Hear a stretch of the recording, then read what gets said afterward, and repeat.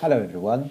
Today I'm going to show you one of the other use cases that I found also interesting. It's the Power BI. So why we need to connect Power BI here? So this is just to show you how we can connect a business intelligence tool into our data stack, but from a point of view of debugging, not just from a point of view of showing and giving reports to the users. What I mean here is very simple.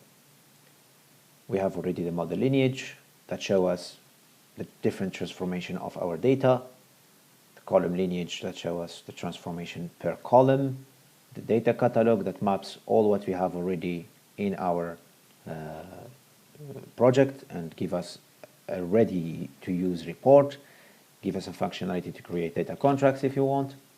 But why Power BI?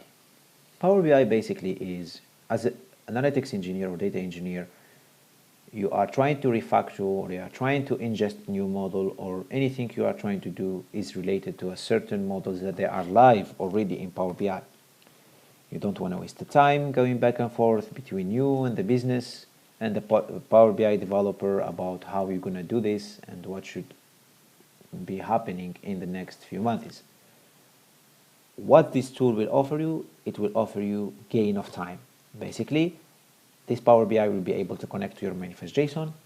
If you will go and try to understand the architecture of the manifest.json, you will see that it also exposes how this project is connected to DBT, and so on and so far. So for the sake of this video, I'm just going to use a generated file, and it is just for the demo purposes, so we can see how this works in real life and what I mean with this use case. So I'm just going to go ahead and click Power BI scan JSON. What is this basically? It's a very simple JSON file that Power BI generates. This one, if you have the right admin rights, if you have the admin rights needed to download this one, you can download it. Otherwise, you can ask your IT owner to help you find this file. This file is really nice. There is nothing shared on it when it comes to, for example, certain KPIs, certain information sensitive. You will not find this. You will just be able to see how the different reports are constructed, what reports are there, and that's it. Basically, it's just code. So I'm just going to go ahead and click upload the demo Power BI. Here we go. It's already uploaded. It's a small file. It's quick to upload. It does not take too much time. So going back, it's already connected. Perfect. So let's go back to the Power BI page and see. Perfect. Now we have this view. Maybe you will feel like, what is this? Why there is a lot of things here? Don't worry. It's very simple. It will make sense just a few seconds later. This is the legend. You can read it, understand it at your pace. Let's close this. So let's close this one also. Here, as an analytics engineer, that's what you see in your DBT project. You have already the different folders, different models, and folders of those models. Then you have the datasets. How these datasets are generated, usually the Power BI developer, he connects your DBT project mainly to the marts, and then he generate different datasets, and then he uses these datasets to connect and create different reports. So if I click, for example, this is an executive dashboard. Okay, this is an executive dashboard. I can see basically with a DBT syntax where you can do the plus before and after, you can see what's going on. Let's zoom in and see. So this is the executive report. If I just click on it, I can see who is using it. Okay, so I already will have a list. When you upload the real one, you will be able to see modified by, used by, you will be able to see all this information. Now, coming back to the dataset, that's the dataset. Then we see that this dataset, this one here, it's coming from the fact revenue, which is a DBT model. It's coming also from the facts order and also from the DEEM customers.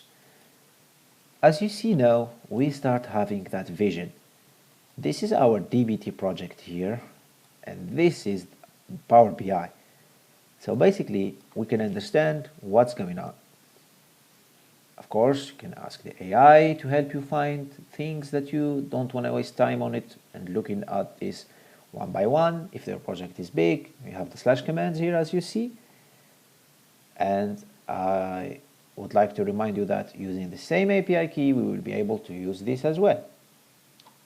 Same thing, you can use the slash key or just type what you want to type. So that's it basically for the Power BI use case. I hope you understand it. The nice thing also is sometimes if the column, you want to find the exact column, because for example, you have a source system will deprecate one column and you don't have really the time to go ahead and look in multi models basically to find where the impact will be. You can just search by name of that column and you will start having already a nice view of what's going on. So let's go ahead, for example, customer ID. You see, so customer ID is already here. Look, it's in the staging. Okay, it's in the intermediate. So let's go ahead and click staging orders. Perfect. Look, just by typing the name of the column, I can see which reports will be impacted. Exactly. That's what I was missing. Instead of going back and forth, I can have exactly what is going to be impacted. So I can plan my work, I can do my work better, faster, and with quality. So I hope you liked this functionality as well.